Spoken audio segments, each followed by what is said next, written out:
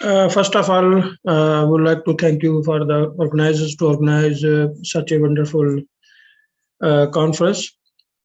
And thank you for inviting me to speak during this Ethel and Rosenberg Peace Initiative organized international conference to discuss value of peace, heritage of Julius and Ethel Rosenberg.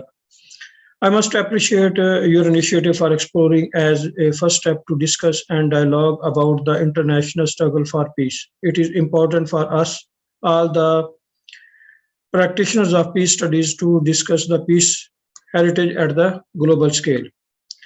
As this important conference is highlighting the significance of peace, I will be speaking about the struggle for peace and its importance and perspective in the contemporary settings. The year 2021 marks the 70th anniversary of conviction of Ethel and Rosenberg, who were convicted for espionage, but in fact, both were able to play their significant role for the prevention of nuclear war between the former USSR and the USA. The argument is justified by the United States nuclear attacks on Hiroshima and Nagasaki because Japan did not have any nuclear weapons to retaliate. Thus, probably the only way to stop the USA from attacking the USSR is to assist the USSR in their capacity. Indeed, it was an ambitious and dangerous choice because they sacrificed their lives for their firm belief. Apparently, they tried to save humanity from another nuclear catastrophe in the world. I will not go into the details on what happened as my other colleagues must have discussed a lot about it. Well, I will share with you about the need for peace in our contemporary world. We are entering into the 2022 and the world is far from peace. Maybe it is because life is all about activeness and challenges. But there is always a level of peace that we will need, including access to justice, health, education, clean drinking water, right to information and speak, right to work, and right to choose our governments. With the emergence of COVID-19 and with the emergence of global financial and humanitarian crisis has risen manifold, there is need for peace and stability more than ever before. We are facing the catastrophe of the crisis and climate change in the is the new threat that is emerging. Food security, water crisis, energy issues, health and global development goals are far from reality.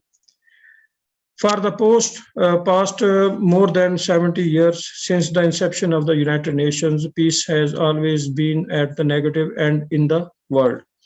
There is strong need for peace building and conflict resolution and management efforts are required from all actors and stakeholders at the national level of governments, regional level and global level. Conflicts have multiple drivers, operate as systems, are often local and do not stop at state borders. Responses to a certain conflict require the influence, resources, and commitment of different people and institutions at different times. Yet, the fact that peace building should be a central place in our response to some of today's global challenges. Peace building is an enabler of development, security, social and economic justice, and reconciliation. And there are three increasingly urgent reasons why investing in peace building and conflict prevention should be high and central priority. First is the conflict have a huge humanitarian and economic impact. The majority of those risking their lives trying to reach Europe are from Syria, Afghanistan, Somalia, and other areas beset of violent conflict, insecurity, or political repressions. Globally, the numbers of those forced to leave their homes due to war, persecution, or natural disasters have reached staggering heights. At the end of 2014, United Nations estimated 19.5 million of these are people who have fled their country as refugees, and half of them are children. Seen in economic terms, the impact is also huge. The Global Peace Index calculated the cost of conflict to the global economy last year to 9.21 trillion pounds, around 13.7 trillion US dollar as a result of increased military spending by states and more people driven from their jobs. Second is that finding solution through force or war will not work. At the heart of many violent conflicts, the issues of inequality, injustice, and exclusion.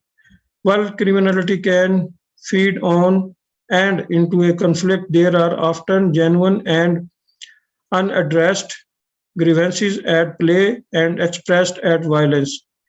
Many extremist armed groups don't start out that their way, they radicalize over time. All the more reason to engage with the underlying issues fueling radicalization early on. And while military force may be deployed to counter a military threat such as the Islamic State group, it cannot resolve profound underlying political, social, economic, and governance problems or sustain peace. In fact, it can sometimes complicate that task. One of the four major shifts recommended by the eminent high-level independent panel, which reviewed the United Nations peace operations this year, was for the primacy of politics. Lasting peace is not achieved, not sustained by military or technical engagements, but through political solutions. Political solutions must guide all United Nations peace operations. And finally, conflict shatters lives and destroys development. More than 1.5 billion people live in countries affected by violent conflict, and the gap between those countries enjoying relative peace and those affected by conflict is growing. The newly adopted Sustainable Development Goals respond to the fact that no low-income conflict-affected country achieved a single one of the framework's predecessor, the Millennium Development Goals, peace-building approaches, including mediation and diplomacy, dialogue, and practitioners, are an essential part of the toolkit we need to meet Goal 16 to promote peaceful and inclusive societies for sustainable development. It is high time for the world to unite on the anti-nuclear and anti-war issues and highlight contribution of Rosenberg for building humanity with sincerity and deep sense of purpose to make the best of it. Thank you very much for inviting me and providing this opportunity to speak my presentation on this important occasion. Thank you very much.